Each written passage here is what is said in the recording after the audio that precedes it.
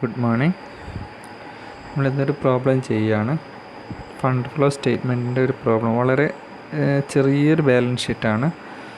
ആ balance sheet വെച്ചിട്ട് നമ്മൾ ഫണ്ട് ഫ്ലോ സ്റ്റേറ്റ്മെൻറ്റ് കാണുകയാണ്. From the following balance sheet William and company limited record prepared schedule of changes in working capital and statement of sources and application of fund. ഇതൊരു ചെറിയ balance ഷീറ്റാണ്. കുറഞ്ഞ items മാത്രമേ ഉള്ളൂ. പെട്ടെന്ന് മനസ്സിലാക്കാൻ വേണ്ടിയിട്ട് ഒരു ചെറിയ സിമ്പിളായിട്ടുള്ളൊരു ബാലൻസ് ഷീറ്റ്. ഇതിൽ നമ്മൾ ആദ്യം പ്രിപ്പയർ ചെയ്യേണ്ടത് schedule of changes in working ക്യാപിറ്റലാണ്. അതിന് കറണ്ട് അസറ്റുകൾ എടുക്കണം.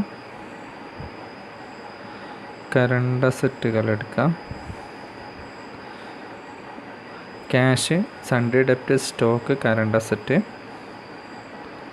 കറണ്ട് ലയബിലിറ്റീസ്, ക്രെഡിറ്റേഴ്സ് മാത്രം. ഇത് വെച്ചിട്ട് നമ്മൾ എന്ത് ചെയ്യുന്നു? Schedule of changes in working capital കാണും. കറണ്ട് അസറ്റ് കൂടുമ്പോൾ വർക്കിംഗ് ക്യാപിറ്റൽ കൂടും, കറണ്ട് അസറ്റ് കുറയുമ്പോൾ വർക്കിംഗ് ക്യാപിറ്റൽ കുറയും. കറണ്ട് ലയബിലിറ്റി കുറയുമ്പോൾ വർക്കിംഗ് ക്യാപിറ്റൽ കൂടും,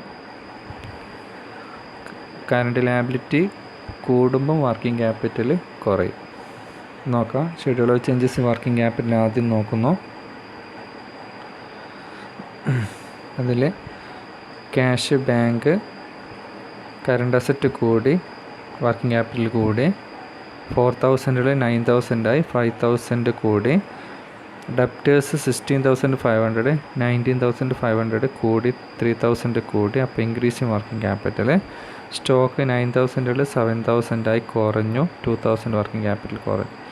സൺഡ്രി ക്രെഡിറ്റേഴ്സ് 9,000 5,000 കറണ്ട് ലയബിലിറ്റി കുറഞ്ഞു, വർക്കിംഗ് ക്യാപിറ്റൽ കൂടി. നമുക്കതിൻ്റെ answer net increasing working capital 10,000 കിട്ടും. അതായത് total A 29,500, total B 9,000. A എന്ന് ബി മൈനസ് ചെയ്ത working capital current asset minus current liability 20,500 കിട്ടി. നെക്സ്റ്റ് ഇയറിൽ 35,500 5,000 കുറച്ചാൽ 30,500 കിട്ടി. അത് ഡിഫറൻസ് കറണ്ട് 2002 20,500 ആണ്, 2003 വർക്കിംഗ് ക്യാപിറ്റൽ 30,500 ആണ്. അതായത് പ്രീവിയസ് ഇയറിനേക്കാളും എന്ത് ചെയ്തു? വർക്കിംഗ് ക്യാപിറ്റൽ കൂടി 10,000 വർക്കിംഗ് ക്യാപിറ്റൽ കൂടി. പ്രീവിയസ് ഇയറിൽ 20,500 ഉണ്ട്, കറണ്ട് ഇയറിൽ 30,500 കൂടുകയാണ് ചെയ്തത്. Net increase in working capital. ഇത് നമ്മൾ ഫണ്ട് ഫ്ലോ സ്റ്റേറ്റ്മെൻറ്റ് പ്രിപ്പയർ ചെയ്യുന്നു. ഫണ്ട് ഫ്ലോ സ്റ്റേറ്റ്മെൻറ്റ് നിങ്ങൾക്കറിയാം. Source of fund, applications of fund, uses of fund. Balance ഷീറ്റിലേക്ക് നോക്കാം. അവിടെ ക്യാപിറ്റൽ ഉണ്ട്.